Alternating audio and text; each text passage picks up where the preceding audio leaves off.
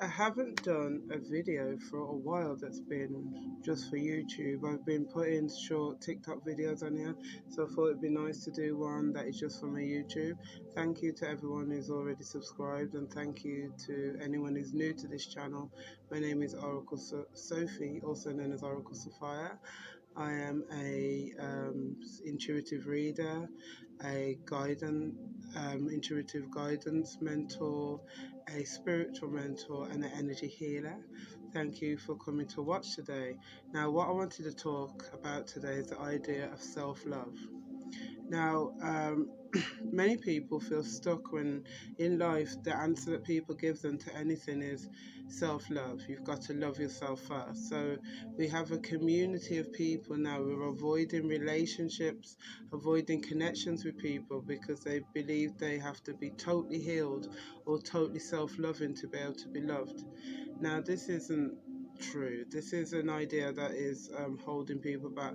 Yes, it's important to be on a journey too, and it's important to be aware of your boundaries, but the fact of the matter is a lot of people have been through a lot of stuff. They've been through a lot of trauma from childhood, and then the impact of that is going on to have relationships that are re-traumatized or further trauma, or people who had great childhood but that in their adult life trauma is hit, and it creates an effect.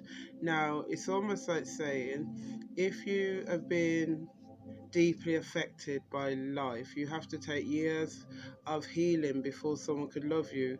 But if you had a great life and nothing terrible has happened to you, you are able to just get on with life and be loved. And so it's almost like the victim of life, and obviously as you heal, that's, you don't connect with the word victim, but the victim has to stay unloved till they can get past all the pain to be loved.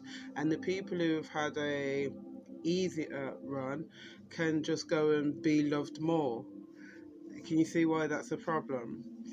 It's the want and desire to grow and develop that is more the litmus test for whether you are ready to be loved by somebody else. But self-love itself can be a sticking point for people, because if you've not been taught a healthy way of loving, whether that's yourself or others, it's hard then to connect with an idea of what is self-love, what does it feel like, how does someone know when they love themselves enough.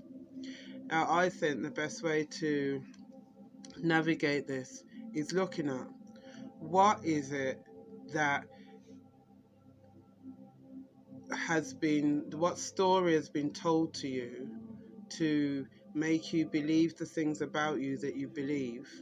Like, say you have an idea that you're always in the wrong. Where did that come from?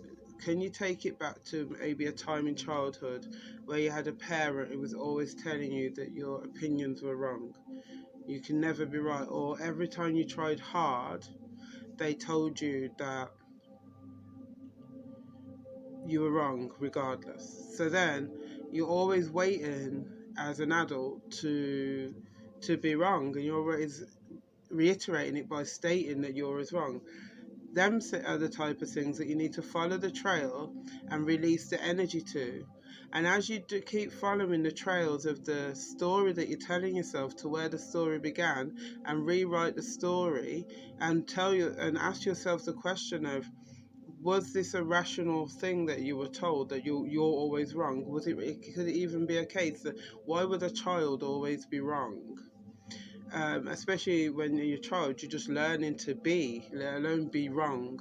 So then you can release that. So as you keep releasing these anchors from the story you've been told, what you're left with eventually is the you. But the you that you're left with doesn't have to be a perfect person. You don't have to look in the mirror and tell yourself affirmations that you're never going to believe. Like, I'm amazingly beautiful, I'm wonderful, I'm the best. If you're never going to believe them things, they're not helping you. What self-love really is when you get to the point when you've released all the things that have been placed on you, it's self-acceptance of what is left. It's like clearing out an old house that's been damaged by a lot of things, but you clear out as much as you can that will continue to damage it if you leave it. And then you look at the house and the structure is actually sound. It's a bit ragged around the edges now. It's been through a lot, but it's a safe house. And this safe house over time, when you accept this house is safe, I can work with it, then you can gradually adorn it and repair little bits. But you know you're in a place of self-acceptance, and that's where the self-love is. And when you're in that space, then you are going to be more open to love and be loved in a way that isn't based on attachments or based on the need to fulfill something that's missing, or based on a need to confirm an idea that you've had, because that can be another problem, that you had maybe emotional unavailable parents. So you meet emotionally unavailable people so that you can either love them to the point that you can prove that you can make someone love you, or you can make them choose you because you wasn't chosen, or you can also confirm to yourself that you're unlovable. There could be any of these reasons, and this is why it's important to follow the trail back to where your ideas and your way started, why you think and believe the things you think and believe. It's important to follow it. So my point in this is self-love isn't about being, when you're in love with someone, you're not in love with them because you think they're perfect. In fact, some of their imperfections are a massive part of your attraction to them.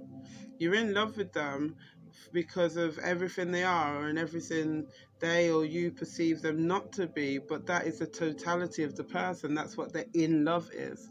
So when you fall in love with yourself, it should be the same.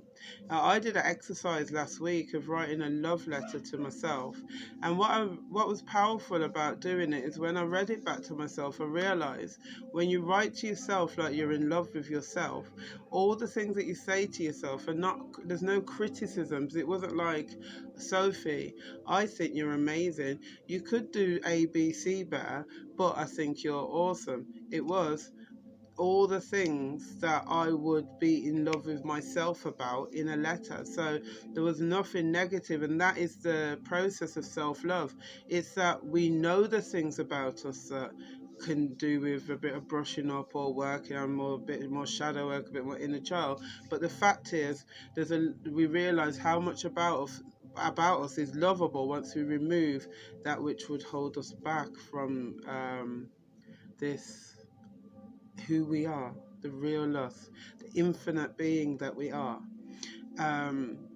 We are part of the whole, and as we grow in love for ourselves, it's the acceptance that what is within us is within everyone else. And as the process of this acceptance, then you start to accept things in other people.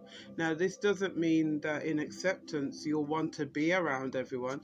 In self-love, if you start being able to connect with oneness and loving everyone, it doesn't mean that you like everyone and you want to be around everyone. But what it is acceptance that we have the light and shade within us all. Everyone has their healed parts and their damaged parts, but the acceptance becomes key. So for me, my biggest point today is self-love is more a journey to self-acceptance, self-realization, rather than the love word throws people off a bit. But if you turn the word love into creation and realize you are a creative being, you're an infinite being, then you realize that what you're really accepting in yourself when you say self-love is self-power, that you are powerful. It's not about a romantic feeling to yourself. It's an acceptance that you are infinite, you are amazing, and you're here to live in purpose. And your purpose is so connected to your joy that when you connect to purpose, you'll get goosebumps. And as you get goosebumps, as the universe expresses itself through you, the universe will get goosebumps too, and you'll all be goosebumped up, like when you fall in love with someone. And that's why the whole circle connects to it being self-love. I hope you understood that and followed that. It was mainly guided by my guides to come and speak about this today. If you would like any readings, energy healing, mentoring, my website is houseofdysharma.com. I will put it down below somewhere. It'll probably be below the whole video because of my editing skills. I don't know, but I will.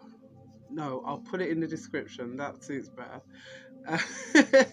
That is how my mind works. You see in action. I won't even edit this bit out. I hope you have a great day. If you want to catch me on socials, I'm Oracle_Sophie on TikTok and Instagram. House of Dysharma as one word on Instagram, and house_of_Dysharma on TikTok as well. That's my accounts. And you can find me as Oracle Sophie on Facebook. Have a great day whenever you see this video. Namaste.